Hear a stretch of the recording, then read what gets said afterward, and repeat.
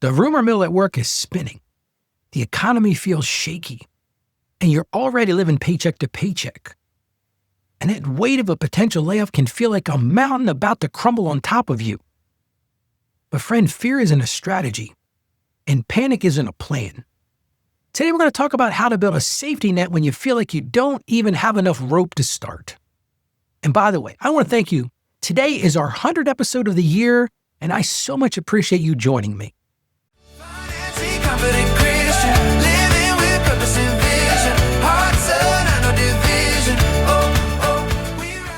Which leads me to today's listener question. Listener wrote this: Ralph, I am consumed by worry about another layoff or income drop. It's all I can think about some days. I want to prepare and build a margin, but I'm already stretched so thin I don't know where to start. What's a practical step I can take when I feel completely tapped out? I need to do something to protect myself, but I'm overwhelmed by how little room that I have to work with. I'd be willing to bet a lot of you are feeling that right now. And that's why I was so happy to get this question. But there is an answer to this, and the answer is preparation. Preparation is the antidote to panic, and even the smallest margin can create a bridge to your next season. I'll give you an example of this. I've talked about this on the show before. I guess it's been about 30 years ago now. I was the executive vice president of a big credit union not far from where I live. And this credit union served the Chrysler employees' assembly plant in Newark, Delaware. And Chrysler decided they were going to retool the entire plant. They were going to knock this plant to the ground and start over again. And they told the workers, you're going to be out of work for 18 months. Now, here I am, the executive of the credit union that serves most of these people. So what do we have to do? We had to step up and show these folks how they can prepare for that. And what I learned during that process is exactly what I'm going to share with you on today's show. It wasn't easy, but because we had preparation and a plan, we were able to get people through it. Here's how you start. Perform a simple survival audit. You got to sit down and identify exactly what your four-wall costs are. You might be saying, Ralph, okay, what are the four walls? Food, utilities, shelter, and transportation. Those are the four walls: food, utilities, shelter, and transportation. Because when you know the bare minimum you need to survive, it takes that monster in the closet and puts it on paper where you can manage it. Remember when I was a little kid, I was like, there's a monster in that closet. I remember my mom, I said, how about we take the doors off the closet so I can't see in there? But what I was really doing is I was putting it out there so I could see in there. And that's where you got to start. Know what your four walls are. Second step, pause non-essential debt payments. If a layoff is imminent, if you know it's coming, there's a saying that says cash is king. And that's where you got to live.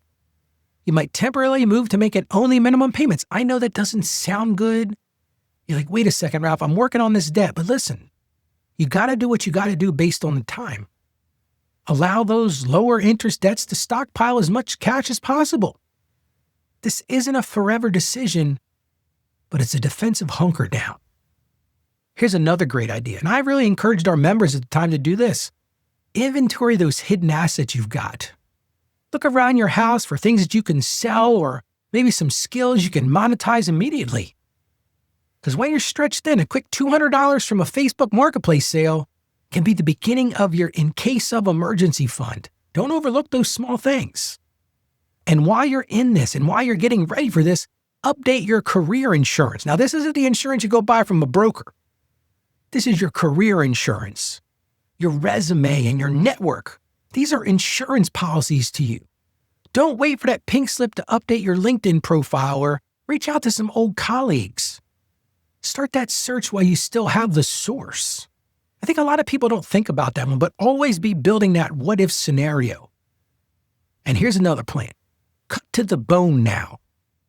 It's much easier to cut that cable, those subscriptions, and dining out before the crisis hits.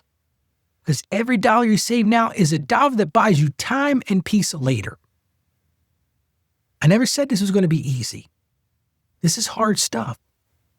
But preparation is an act of faith that God will provide the way if you provide the willingness. And that's really what the key takeaway is today. You got to provide the willingness. So here's your win for today. If you've got this on the horizon, if you're feeling this pressure right now, I'm going to encourage you.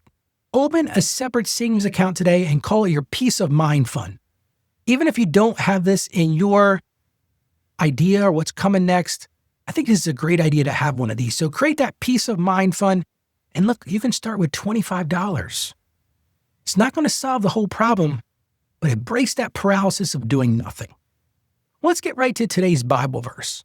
It comes to us from the Gospel of Matthew, chapter 6, verses 25 and 27. This is such an encouraging one. Again, Matthew 6, 25 and 27. Therefore I tell you, do not worry about your life, what you will eat or drink, or about your body, what you'll wear.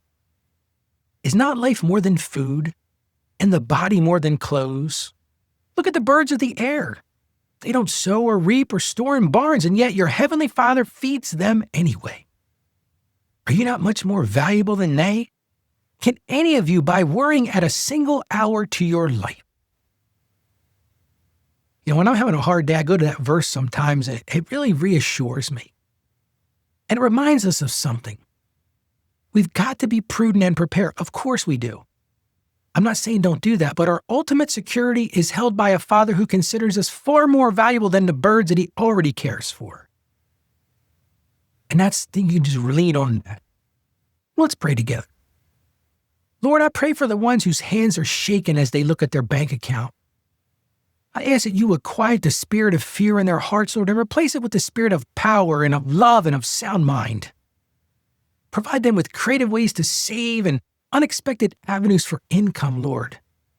And remind them that their job is their current provider, but you're their eternal source.